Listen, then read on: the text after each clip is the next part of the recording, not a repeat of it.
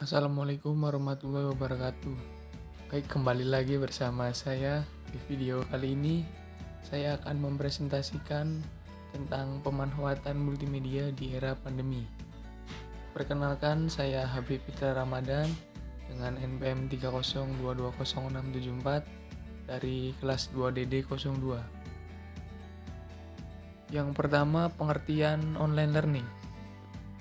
Online learning adalah proses belajar mengajar yang memanfaatkan internet dan media digital dalam penyampaian materinya.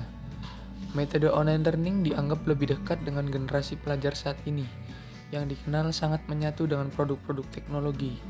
Hal ini merupakan salah satu bentuk digitalisasi dalam dunia pendidikan yang memiliki banyak manfaat. Baik, selanjutnya ada manfaat online learning. Yang pertama itu praktis dan fleksibel. Dengan online learning, interaksi antara guru dan siswa akan lebih praktis karena tidak harus menempuh perjalanan untuk bertemu. Selain itu, tidak ada ruang kelas sebagai tempat belajar formal. Proses belajar mengajar dapat berlangsung dimanapun selama kondusif dan dapat membantu untuk fokus, sehingga lebih fleksibel dalam waktunya. Kedua, pendekatan yang lebih sesuai. Yang maksudnya pendekatan teknologi yang lebih sesuai pelajar masa kini dibandingkan metode konservatif belajar di kelas. Metode penyampaian yang digunakan di kelas-kelas online learning juga umumnya sudah menerapkan gabungan antara formal dan informal, sehingga dapat memudahkan kita dalam memahami apa yang disampaikan oleh dosen. Yang ketiga, pengalaman belajar yang menyenangkan. Online learning sudah melepaskan item-item pembelajaran di kelas seperti guru dengan spidol dan papan tulis, serta siswa dengan catatan dan pulpen. Sehingga kita akan mendapatkan pengajaran yang lebih menarik dengan berbagai format media, baik itu foto, video, ataupun audio. Semuanya akan memberikan pengalaman belajar yang lebih menyenangkan tentunya. Yang keempat, lebih bersifat personal. Beberapa teknik online learning mungkin menggunakan materi-materi yang bersifat satu arah, namun, banyak juga yang sudah menyediakan komunikasi dua arah. Beberapa kelas online learning benar-benar menghubungkan siswa dan guru dalam satu waktu untuk dapat berinteraksi layaknya di kelas. Kelima, hemat waktu dan biaya. Dalam pembelajaran konvensional selama 2 jam misalnya, dibutuhkan waktu setidaknya 3 jam hingga kelas dimulai karena perpindahan ruang. Baik guru dan siswa harus sama-sama menempuh waktu perjalanan untuk mencapai kelas yang digunakan untuk belajar. Selain itu, ada biaya-biaya tambahan seperti pengadaan buku, serta fotokopi materi dan sebagainya. Salah satu manfaat online learning lainnya adalah memangkas semua pengeluaran tersebut sehingga siswa dan guru hanya perlu terhubung dengan layar dan koneksi internet. Yang keenam, mudah didokumentasi. Dengan metode pembelajaran konvensional, siswa perlu mencatat atau membuat salinan materi pelajaran untuk diri mereka sendiri.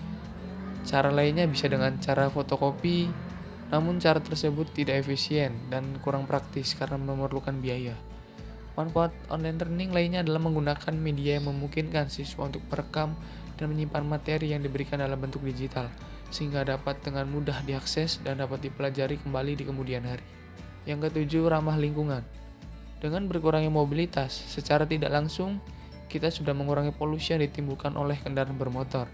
Selain itu, online learning tidak memerlukan kertas, baik untuk pemberian materi, soal-soal maupun pendataan. Hal tersebut tentu saja memiliki dampak yang positif bagi lingkungan, karena mengurangi konsumsi kertas yang dibuat dengan merusak lingkungan, serta mengurangi sampah yang dihasilkan dari penggunaannya.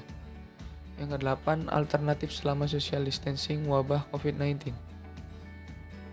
Karena adanya COVID, membuat kita harus membatasi interaksi sosial untuk memutus rantai penyebarannya, termasuk proses belajar mengajar di kelas.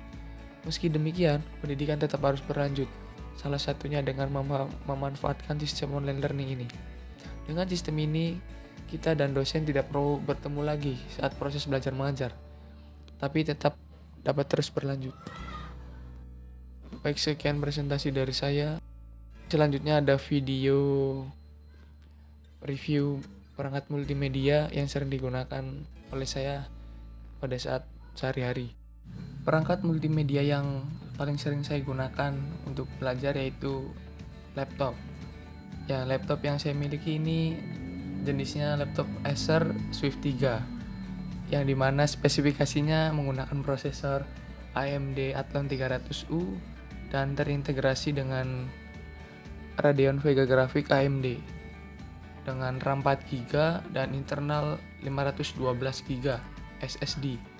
Kemudian untuk layarnya sendiri beresolusi 1080p atau Full HD dengan tipe layar IPS LCD. Laptop ini sering saya gunakan untuk perkuliahan, mulai dari menggunakan Zoom, kemudian Google Meet. Selain itu juga untuk editing video dan mengerjakan tugas-tugas lainnya yang berkepentingan. Kelebihan dari laptop ini ialah untuk buka tutup aplikasi cepat, kemudian mampu memenuhi kegiatan pembelajaran saya, dan untuk kekurangannya kameranya ala kadarnya, seadanya aja. Seharusnya bisa lebih baik lagi. Baik, sekian review dan presentasi dari saya. Kurangnya mohon maaf. Wassalamualaikum warahmatullahi wabarakatuh.